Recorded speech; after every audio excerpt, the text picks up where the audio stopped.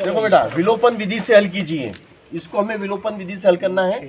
तो इस 2 का गुणा समीकरण 1 में करेंगे। यहाँ लिखो 2 का गुणा समीकरण 1 में तथा 3 का गुणा समीकरण 2 में करने पर। 14। अब इस 2 का गुणा करेंगे हम। ये 2 का हमें किस में करना है? 1 में करना है। तो ये 2 लिखेंगे और अंदर की तरफ लिख देंगे कोष्टक में समीकरण 1 3x plus 4y is equal to 10। तो ये 2 तिया 6, 2 तिया 6, 2 चौक 8 और 2 धाम 20। ये समीकरण हो गई 3। इसको हम समीकरण 3 बोलेंगे। अब 3 का गुणा 2 में, इस 3 का गुणा 2 में करेंगे। तो 3 लिख देंगे और कोष्टक में लिख देंगे 2x ऋण 2y बराबर 2। तो 3 दूनी 6x 3 दूनी 6y और फिर ये हो जाएगा आपका 3 दूनी 6। समीकरण नंबर 4। समीकरण 3 में से समीकरण 4 को घटाने पर ऐसा लिखेंगे। समीकरण 3 में से समीकरण 4 को घटाने पर। तो भैया समीकरण 3 आपकी क्या है? आप समीकरण 3 लिखेंगे। आपकी समीकरण 3 है 6x धन 8y बराबर 20। ये 3 और 4 है आपकी 6x ऋण 6y बराबर 6। समीकरण नंबर 4। अब आप इनको घटा रहे हैं तो भैया आप क्या देखते हैं कि ये भी धन का, ये भी धन का, तो दोनों धन के हैं। हमें तो इसे विलोपित करना है, इसे काटना है। तो काटना है, घटाना है, तो भैया इसके लिए आपको यहाँ लिखना पड़ेगा घटाने पर। आप चिन्ह बदल रहे हैं तो यहाँ लिख दिए घटाने पर। घटाने पे क्या होगा? समीकरण 4 के चिन्ह बदल जाएंगे। ये 6x धन के हैं, अभी 6x क्या के हैं? धन के। मगर अब ये 6x धन के नहीं रहेंगे, ये माइनस के हो जाएंगे। माइनस वाले प्लस के हो जाएंगे। ये प्लस है तो अब ये माइनस हो गया, अब ये माइनस हो गया। ठीक है ना? तो ये तो ऋण के 6x धन के 6x कट गए, ये कट गए भैया। अब ये धन के हैं 6y और धन के 8y, 14y। तो ये धन के हो गए आपके 14y बराबर। और ये 20 में से घटा दो 6, 14। तो ये 20 में से घट गए 6, 14। अब y का मान चाहिए तो क्या होगा? यहाँ से देखिएगा कि ये 14y is equal to 14, therefore y is equal to 14। इनके बीच में मल्टी है तो बटे में 14 1 जा 14, y इज इक्वल टू 1। अब y का मान आप निकाल चुके हैं। y का मान पुट इन समीकरण 1। y का मान समीकरण 1 में रख देंगे। यहाँ लिख दो आप y का मान समीकरण 1 में रखने पर। अब y की जगह आपको क्या करना है? जहाँ y है वहाँ पे 1 रखना है, तो ये y को हटा देंगे और इसकी जगह 1 बिठा देंगे, है ना? तो y की जगह 1 आ जाएगा। ठीक है ना? ये देखो आप क्या होता है जादू। ये हमारा 3x प्लस 4 1 जा 4 is equal to 10 implies that 3x is equal to 10। ये माइनस प्लस के उधर जाएंगे तो इसका जब हम पक्षांतरण करते हैं तो चिन्ह बदल जाते हैं। तो ये प्लस है तो माइनस का हो जाएगा। 10 में से घटेंगे, 10 में से घटेंगे 4, बचेंगे 6। तो बताओ x बराबर कितना? गुणा में है 3, बटे में आ गया 3। 3 दूनी 6। बताओ x बराबर कितना हो गया? x बराबर हो गया आपका 2। x बराबर 2, 3 दूनी 6, x बराबर 2। अब y बराबर 1, x का और y का मान आप निकाल चुके हैं। सरल के कठिन? सरल है। चलो अच्छी बात है, x और y के मान आप निकाल लिए, है ना। अब इसके बाद हम आते हैं, प्रतिस्थापन विधि सर। इसके बाद है आपके पास, 21 देखो विलोपन विधि का एक सवाल और है आपके पास, है ना। पहले हम विलोपन वाले देख लेते हैं, दो ही विलोपन विधि है ना। ये सवाल नंबर 22 से देखो आप, 10 में से घटा बच्चा। सवाल नंबर 22 22 लिखा हुआ है, विलोपन विधि से हल कीजिए।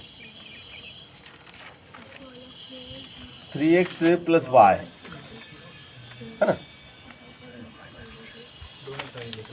लिख दूं 2 मिनट सर, आराम से, वैसे नीचे का है, आराम से। मिटा दो सर। विलोपन विधि से हल करो, विलोपन विधि से हल करो, है ना। अब देखिएगा आपके पास जो विलोपन विधि से हल करने का नेक्स्ट सवाल आपको दिया हुआ है और एग्जाम में पूछा भी जा चुका है। ये 3x + y = 10, equation is 1, and 2x + 2y, 2x + 2y, 2x + 2y = 12, equation is 2, 2x + 2y = 12, है ना। अब ये जो बहुपद है, सॉरी, ये जो युगपद समीकरण है, दो चरों वाले रेखिक युगपद समीकरण आपको दिए गए हैं जिन्हें हमें विलोपन विधि से हल करना है। तो हम पहले तो ये देखेंगे कि यहाँ 3x और यहाँ 2x है, तो इन दोनों को सेम करेंगे। सेम करने के लिए 2 का गुणा तो हम समीकरण 1 में करेंगे और 3 का गुणा समीकरण 2 में करेंगे। तो ये लिखेंगे 2 का गुणा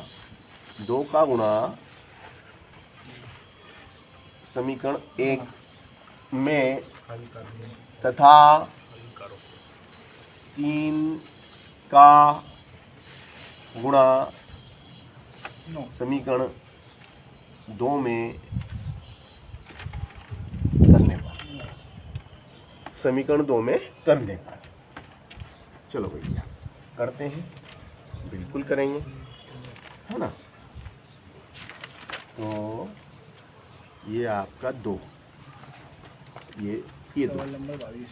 फिर ये आपका 3x + 3x + y = 10, तो ये हो जाएगा आपका 2 3 जा 6, x यहाँ 1 है, 2 1 जा 2, 2 एकम 2 y, 2 का टेबल बोलो 10 आ जा, 2 धाम 20, समीकरण हो गई 3।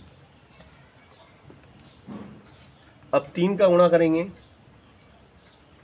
2 में, है ना। तो 3 और 3 के साथ रहेगा 2, समीकरण 2 रहेगा आपका 2x + 2y = 12, एम्प्लाइज डेट 3 2 जा 6x + 3 2 जा 6y, और फिर 12 तिया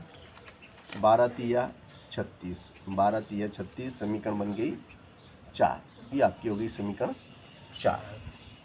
अब समीकरण 3 में से समीकरण 4 को घटाने पर यह लिखेंगे, समीकरण 3 में से समीकरण 4 को घटाने पर।